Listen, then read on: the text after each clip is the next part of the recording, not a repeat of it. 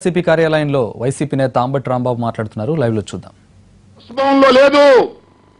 ప్రజల మన్నన పొంది నగరి నియోజకవర్గ ప్రజల మన్నన పొంది మెజారిటీతో మీ అభ్యర్థిని ఓడించి శాసనసభకు వచ్చింది. అలాంటి శాసనసభకు వచ్చినటువంటి ఒక మహిళా శాసనసభ్యురాలి మీద సిగ్గు లేకోకుండా గౌరవం లేకోకుండా ఇంత దారుణంగా వ్యవహరిస్తున్నారు అంటే మీరు ఎక్కడికి పోతున్నారు చంద్రబాబు నాయుడు గారు? మీరు ఆ విధంగా ముందుకు పోవడం లేదు. మీరు అధపాతాళానికి పోతున్నారు. జాగ్రత్త. ప్రజాస్వామ్యం చూస్తూనే ఉంటుంది, ప్రతి విషయాన్ని కూడా లెక్క పెడుతూనే ఉంటుంది. చివరికి రాజకీయ శిరచ్ఛేదం చేస్తుంది మిమ్మల్ని. ప్రజాస్వామ్యంలో విష్ణు చక్రం లాంటి ప్రజా ఆయుధం అనే విషయాన్ని కూడా దయచేసి మర్చిపోవద్దు చంద్రబాబు నాయుడు గారు. ఇది చాలా దురదృష్టకరమైనటువంటి పరిణామం. శాసనసభలో నేను అడుగుతా ఉన్నా, నిన్న ఏమిటండి శాసనసభ? నిన్న వర్కింగ్ లంచ్ తయారు చేశారు. శాసనసభ 4 దాకా కొనసాగుతుందని చెప్పారు. ఫినాన్స్ మినిస్టర్ రిప్లై ఇస్తామని చెప్పారు. చివరికి ఏం చేశారు? ఎప్పుడైతే రోజా గారికి ఆర్డర్ చేతికి వచ్చిందో అప్పుడు వాయిదా వేసి టక్కన దిగి వెళ్ళిపోయారు. అంటే ఆమెను నివారించడం కోసం వ్యవస్థలనే భ్రష్టు పట్టిస్తున్నారు. ఏమిటిది? ఇది ధర్మమేనా? ఒక మహిళ గెలిచి శాసనసభకు వస్తే ఏమిటా కడుపు మంట?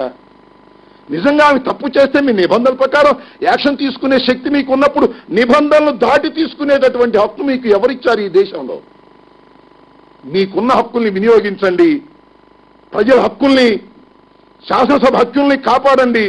నిరంతరం పోరాడుతుంది వైఎస్ఆర్ కాంగ్రెస్ పార్టీ ఇలాంటి దుశ్చర్యల మీద. శాసనసభ్యులు అంటేనే గౌరవం లేని మీకు సామాన్యుల పట్ల ఏ విధంగా వ్యవహరిస్తున్నారో మేము చెప్పవలసినటువంటి అవసరం లేదు. నిరంతరం పోరాడుతాం. ఒకవైపున చట్టబద్ధంగా న్యాయ పోరాటం చేస్తాం, ప్రజల సమక్షంలో ప్రజా పోరాటాలు చేస్తాం. నిరంతరం మీ అన్యాయాన్ని నడి బజారులో ఎండగడతాం. ప్రజాస్వామ్య పద్ధతుల్లో ముందుకు వెళతాం. జాగ్రత్త అని ఈ సందర్భంగా తెలుగుదేశం పార్టీని, చంద్రబాబు నాయుడు గారిని, ప్రభుత్వాన్ని హెచ్చరిస్తున్నాం. వైఎస్ఆర్ కాంగ్రెస్ పార్టీ తరఫున ఉన్నారు. శాసనసభలో కూడా మా సభ్యులు ఉన్నారు. మెజారిటీ ఎవరున్నారు? నిన్న ఇవాళ చెప్తున్నారు శాసనసభలో ఈ తీర్పుని మళ్ళా శాసనసభలో పెడతారట. శాసనసభలో మెజారిటీ ప్రకారం వ్యవహరిస్తారట. ఎవరుకుంటారు మెజారిటీ? శాసనసభలో మేము గెలుస్తామా? మేము శాసనసభలో గెలిచేటట్టే చంద్రబాబు అక్కడ కూర్చుంటాడా? శాసనసభలో మెజారిటీ ఏమిటి? చట్టం లేదా? చట్టాల ప్రకారం వ్యవహరించరా? శాసనసభలో మెజారిటీ ఉన్నది కాబట్టి రోజా గారికి ఉరిశిక్ష చేస్తారా? మెజారిటీల ప్రకారం వెళ్ళేటట్టయితే ఇంకా న్యాయస్థానాలు ఎందుకు? మెజారిటీ ఉన్నంత మాత్రాన బొమ్మిని తిమ్మిని చేయడానికి వీల్లేదు. మెజారిటీ ఉంటే 2 4 మెజారిటీ ఉంది కాబట్టి 2 5 అని స్పీకర్ గారు యనమల రామకృష్ణుడు గారు, ముఖ్యమంత్రి గారు పాస్ చేస్తారా? 2 5 అని. తప్పు.